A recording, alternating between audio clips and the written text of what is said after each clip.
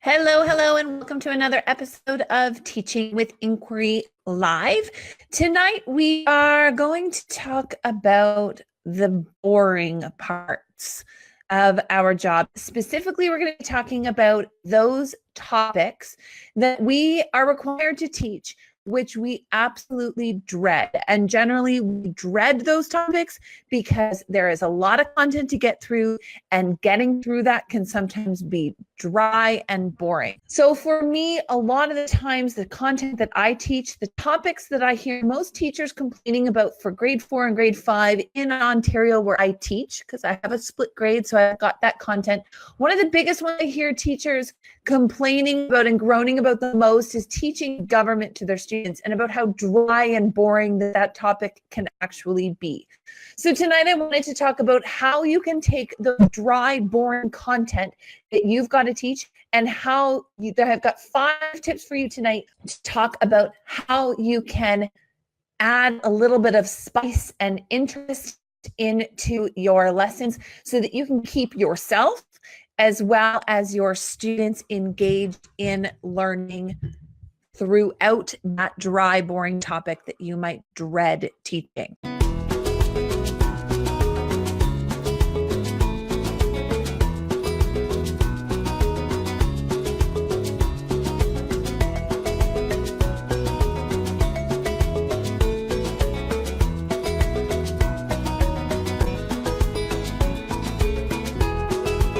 So if you're new to Teaching with Inquiry Live, my name is Patty, and I am the teacher blogger behind madlylearning.com. And I come live every week talking about using inquiry in my 4-5 classroom. I'm a teacher here in Ontario, Canada, and I love the opportunity that I get every week to come to you here on Facebook and share the things that are working in my classroom with you, and to give you some ideas and inspiration so that hopefully we can join and be in this together, so that we don't have to be doing all of the teaching alone. So thank you very much for joining me tonight. Again, we're talking about how to take those boring content topics that you are forced to teach and to add some interest and spice into what it is that you are teaching. And I've got 5 tips to add a little bit of spice to your pedagogical life. And the first one is to use controversy. So one of the biggest things that I have to teach is government, and government is often a dry topic that we've got to cover. And using controversy really helps to spice up some of those dull, boring concepts. So one of the things we have to cover in grade 5 government is we have to cover the Charter of Rights and Freedoms, which are all of the rights that citizens in Canada are afforded just because they're citizens. So drumming up a little bit of controversy and looking at what has been taken to the Supreme Court in terms of looking at case studies that often have a dilemma between 2 separate rights, and that is what's being argued in front of the court case, then that is often a great way to find a newspaper article that's written about that topic and read the article to students and get them to react to this. Now, this draws upon a elementary, middle school students' need for fairness. Kids love things when they're fair and equal. So anytime you can put them in a position where they see injustice and inequality right away, will automatically prompt them to kind of stand up and be like, well, that's not right and that's not fair. Automatically, when you're presenting kind of topics like that to students, it's really easy to get them engaged in talking about, say, the Charter of Rights and Freedoms, but in a really practical way. The news is often covered with issues and topics where you can have equally both sides of an argument, and then you can present that to students and they can share. Now, you have to be, as a teacher, ready when you're having these conversations, especially about things like inequality and injustice, that you do have to be prepared with your students to have the difficult conversations. And I absolutely would encourage you to not shy away from those conversations, but to really embrace those difficult conversations, because ultimately they are the conversations you need to be having with students. So some of the newspaper articles that I've been able to find that's really piqued interest and engagement with my students are things like, should your boss be able to fire you if they think that you are too old to work and instead you should retire? Sometimes students fall on two sides of that issue, whether or not somebody should be forced to retire, and also the feeling for grandparents that they should be able to enjoy their sense of retirement and they shouldn't be obligated to continue to work. So that's a easy one that kind of is a nice introduction because students quickly see it. There's not a lot of hot button issues right up front for students there. Other ones could be including, should a bakery or another public institution or a bed and breakfast refuse service to certain customers based on their religious beliefs? So we know that there's been a news story that's been circulating around the States that's gone all the way to the Supreme Court about a baker who's refused to make a wedding cake for a gay couple. And there's also been controversy here in Canada about a bed and breakfast couple, an owner of a couple who own a bed and breakfast in British Columbia, and they refused to allow a couple to have a room in their bed and breakfast because they were a gay couple. And that both of those have gone either way on the issue, and having a discussion about that with your students definitely brings up a lot of issues in your classroom, but equity issues that I think we can be talking about. Questions like, should only Indigenous people be allowed to hunt on ancestral lands? Now, in my community that I teach in, this is a topic that is close to home because we do have a deer hunt in our backyard where my school is, and we do talk about whether or not anybody should be allowed to hunt or only certain people should be allowed to hunt and why. And often students have strong opinions on both sides of that issue. Bringing in things like wearing a turban and having exceptions for those people of the Sikh faith wear turbans, and whether or not they should be exempted from wearing a motorcycle helmet when they're driving. All of these topics are great to get students to really think about those issues and why they're important and how it's related to the Canadian Charter of Rights and Freedoms. So that is definitely something that is really interesting to get students to look for. And that's where we're really going to be pulling in controversy to spark that interest and engagement for our students. So another one to get students engaged in a topic is often not to give them the information right away, but to use a Wonderwall. Now, I've talked about Wonderwalls in previous episodes, and on the blog post I can link you that goes with this video. I will definitely link you to some of those other episodes where we've talked more in depth about Wonderwalls. But essentially, a Wonderwall is where you're giving students images or artifacts and you're asking them to look at those artifacts and then wonder and ask questions about what it is they're looking at, and it give a provocation for students to get really thinking about what it is that you're about to learn and study. It activates some of that prior knowledge. It asks them to ask questions about things that are unknown, and it definitely helps you to gather information about what the students already do know, and also what pathways that they seem to be a bit more interested in at the moment. So building a Wonderwall is definitely another way that you can increase interest, because you're not necessarily just giving them facts and information, but you're giving them a prompt that they don't necessarily know the answer to. So you're building on a student's innate sense of curiosity, which is also really interesting and important as well. That's number 2. So number 3 is you've got use controversy and you've got using provocations through Wonderwalls and curiosity. Now a third is to ask for student input. So we can pretty much agree that students, when they're invested in what they're learning, they're most likely going to be more engaged in what it is they're going to be learning about. So one of the things that I really like to do in my classroom is put them in charge of how they're going to show me that they understand something.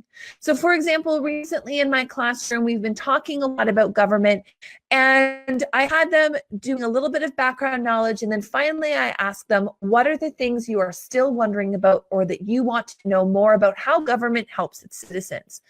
The students talked with one another, they brainstormed 2 questions each, and they threw it up on just a blank piece of chart paper. I collected those sticky notes and I started sorting them based on theme and topic. Well, it turned out that we had 4 major themes that my students wanted to follow. And those 4 themes were related to the different levels of government. They were related to elections and taxes. And, oh, I can't even think of the 4th one, but I'll find it for you.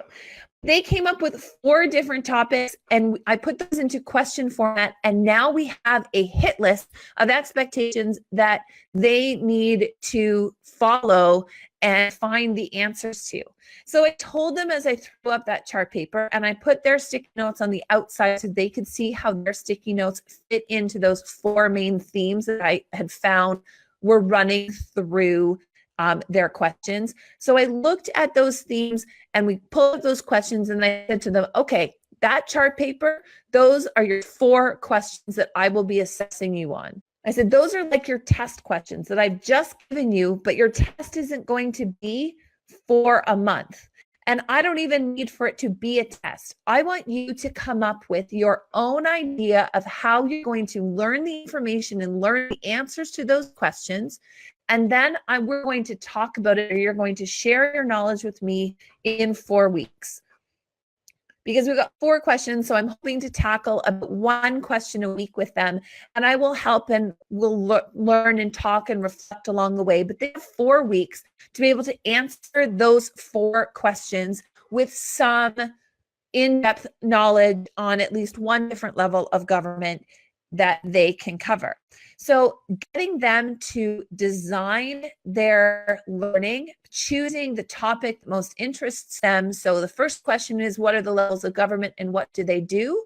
What are they responsible for? So students are going to pick one of the 5 different types of government that we have in Canada, and they're going to learn more about that topic. Then they're going to share what they've learned with others. And then when they speak with me at the end of the 4 weeks, they're going to be able to share with me all of the different things that they learned, and they're going to prove to me their level of understanding and knowledge. And I will be meeting with them along the way to make sure that they are on track and are going in the right direction. So I really like to be able to put my students in the leadership role or in a collaborative way where they are helping to plan the trajectory of their own learning and getting them to really have a voice and a choice in what is happening in the classroom. So that is number 3.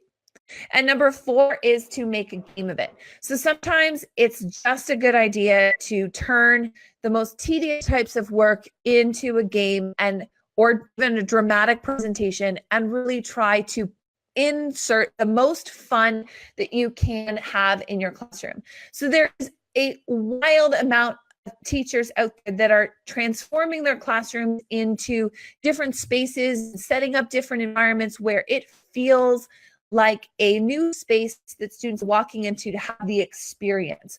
And it's like a game or a role player situation for them.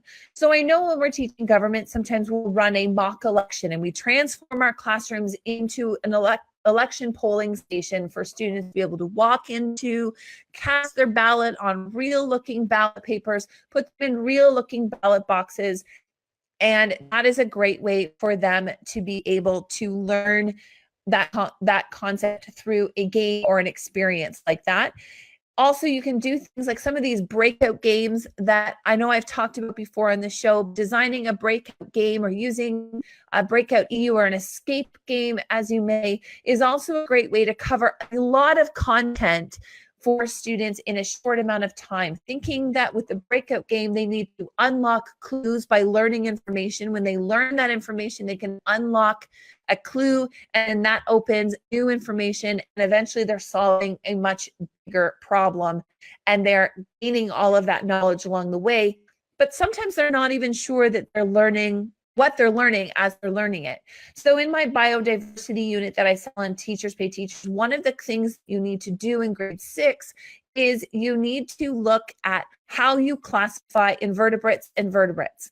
Well, that is a huge, enormous concept to get through, and it's repetitive, and it can probably be fairly tedious to get through as a teacher if you're going step by step. So designing a breakout activity where students are unlocking the different levels of animal classification, and along the way they're making a little foldable, which has been nicknamed the onion foldable because it opens up in creative ways, using a breakout type game where they have to learn a ton of content in a small time frame is also helpful. I've used habitats. I have different games in a habitats unit as well to try to get them to understand the interplay between species in a food chain and food web and how they rely on one another to keep a habitat balanced. Just reading about that kind of activity is probably not going to be as engaging as experiencing it in the role play situation that you can put them in a game. So I've seen this in a physical game where students are acting it out on, say, a playground, or they can do it in a board game type of role play situation where you've got students looking at learning a concept, but they're learning it through games. And gamification in education is a huge hot topic right now about bringing in more play and games into the classroom. So I think that's another great way that you can turn some of those boring topics that you may have to teach, the dry and tedious ones, and make it just a tad bit more interesting for you and your students. Finally, I think the last one that is almost a surefire winner is hands-on learning. Now, this is an ability to differentiate for your students. If you've got a lot of learners that require hands-on and movement in order for them to learn, where it's not just pencil and paper tasks, but you're actually getting them to do something. Building in hands-on activities, especially in science or even in social studies, is a great way for students to learn while doing. And this can also go further, include things like field trips where they're immersed in experiencing different situations in a field trip environment as well. One of my absolute favorite activities that I love to do every year is use those math textbooks that are often collecting dust on my shelves because I don't rely on them super heavily in my classroom, but yet I have 2 full class sets of math textbooks at 2 different grade levels lining the cupboards in my classroom. Well, most often those textbooks are used during our structures unit as I separate 2 tables in my classroom and ask students to use the math textbooks to bridge the gap. And not just bridge the gap, but bridge the gap and be able to hold weight on the structure that they build. Now, this is before I give them almost any background knowledge about the scientific principles that are interacting to make a bridge stay up, and they have to kind of trial and error this concoction of a bridge that they're going to put together with textbooks that are not long enough to make the span of that gap by using just one textbook.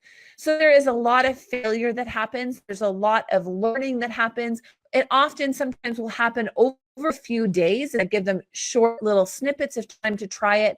And then we do a ton of reflection. What did you see? What did you notice? What were your observations? Why did it fail? Why was it successful? What could you do differently the next time?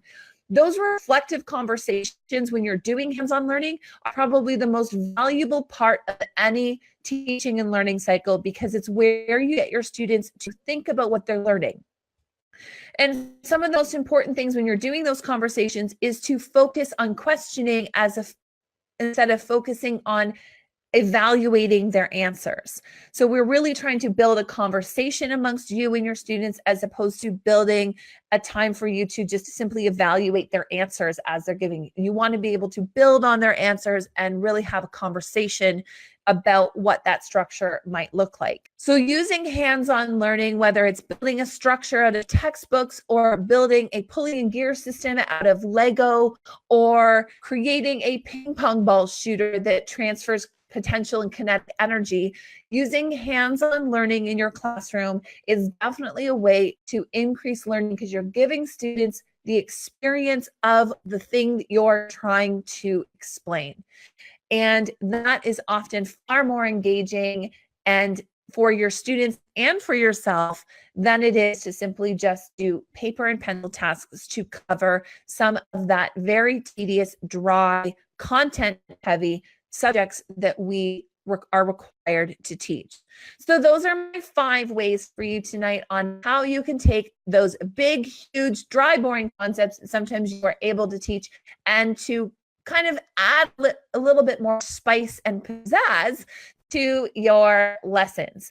So thank you so much for joining me tonight. I am happy that you were able to join me. I just see here, Janet, that you've put a question. So I just wanted to pop it up here on the screen because I really think that this is a great way to be able to share what you're saying here.